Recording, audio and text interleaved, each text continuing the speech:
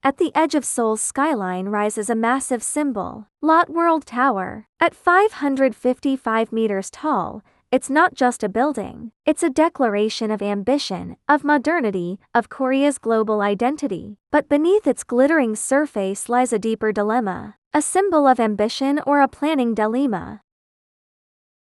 First, an overview of Lotte World Tower.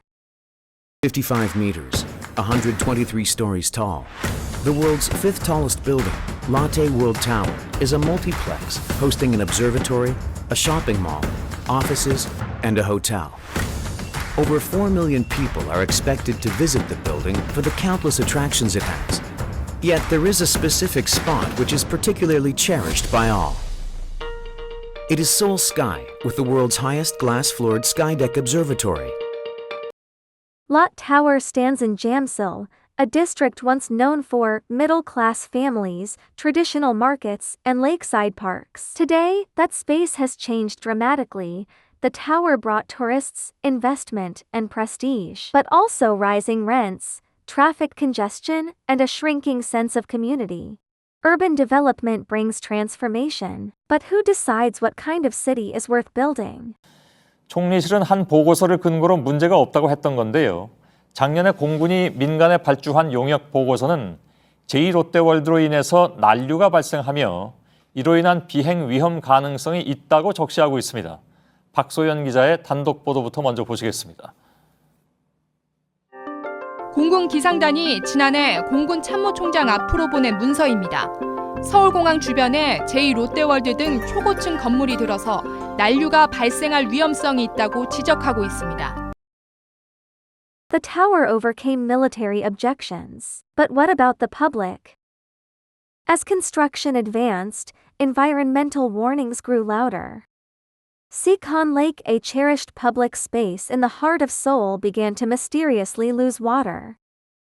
By mid-2015, its water level had dropped by nearly half a meter. Experts traced the cause to tunneling for the new subway line, and the foundation worked beneath the Lotte World Tower. Images of a drained lake made headlines. Citizens were alarmed not just about the lake, but about what this meant for the safety of the entire neighborhood. Then came the sinkholes. First, a small hole appeared near the tower, then another, nearly 2 meters deep. Pavement cracked. Roads buckled. Nearby businesses and residents began to worry. Was this really safe? In response, the city briefly suspended operations on nearby subway lines. Engineers ran emergency tests. Lotte promised reinforcements. But despite all of this, despite environmental groups sounding the alarm, despite public concern, despite physical signs of risk, the project moved forward. There was no public vote, no citizen forum, no real chance for local voices to be heard. This wasn't just about building a tower, it was about making decisions without the people who would be most affected by them. It exposed a deeper flaw in urban planning. When prestige and profit drive policies, public participation often disappears. But public silence doesn't mean public approval. As the tower rose higher, so did public frustration.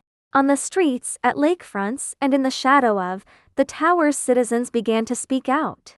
Protests, petitions, and quiet resignations from communities who felt unheard. But silence is not consent. Beneath the tower's glittering promise, public trust began to erode. The voices ignored in planning began to rise in protest. Not in meeting rooms but in the streets. 롯데는 밸류가 전시 즉각 중단하라! 중단하라! 중단하라! 중단하라! 지난 2022년 12월 잠실 롯데월드 타워 아쿠아리움에서 환경단체 핫핑크 돌핀스 회원들이 시위에 나섰습니다. 이들은 흰골에 벨루가를 전시하는 수조에 현수막을 붙이고 구호를 외쳤습니다. 롯데월드 측은 현수막을 붙이며 사용한 접착제로 수조에 7억 원 상당의 피해를 입었다며 단체 대표를 고소했습니다. 폭력행위처벌법상 공동재물손괴와 업무방해 혐의로 재판에 넘겨진 황현진 공동대표에게 검찰은 징역 1년을 구형했습니다. 검찰은 수조에 붙인 대형 현수막을 제거했는데도 접착제가 남았고 황 대표가 시위를 하며 실시간 방송을 해 수족관 운영에 피해를 줬다고 말했습니다. 이에 대해 황 대표 측은 재물손괴 혐의는 인정하지만 업무방해는 무죄라고 주장했습니다. 롯데 측이 들여온 벨루가 3마리 가운데 2마리가 폐사한 상황에서 나머지 1마리를 살리기 위한 정당한 행동이었다는 겁니다. 또 구호를 외친 시간은 5분에 그쳤고 평화적인 방법으로 시위를 벌였다며 롯데가 벨루가 방류 약속을 번복한 점이 고려돼야 한다고 강조했습니다. 사회적 책임을 다하지 않는 대기업에 그런 책임을 다할 것을 촉구한 정당한 행위를 했고 또 좁은 수조에 갇혀서 생명의 위기를 느끼고 있는 벨루가를 살리기 위한 행동이었기 때문에 남은 벨루가 벨라의 자연 방류는 아직 이뤄지지 않은 가운데 황 대표에 대한 1심 선고기일은 오는 11월 14일로 지정됐습니다.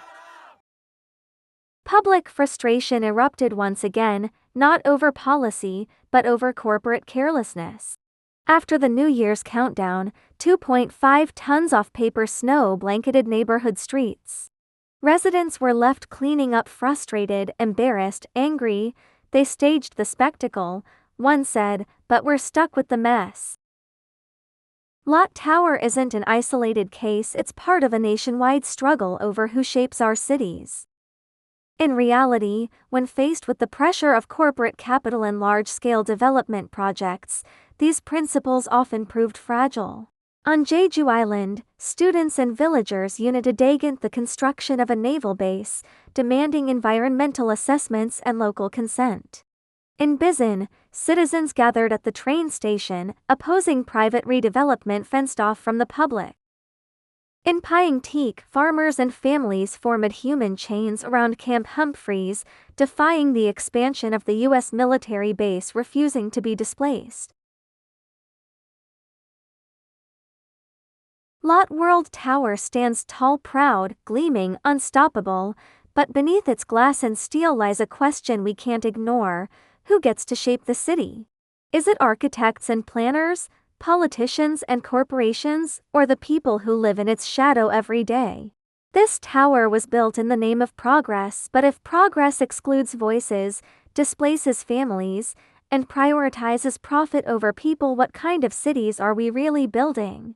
Lotte World Tower is not just a landmark. It is a mirror reflecting the contradictions, ambitions, and choices behind Korea's urban future. The story of Lotte World Tower is a story of ambition, but also of imbalance between vision and voice, between power and participation.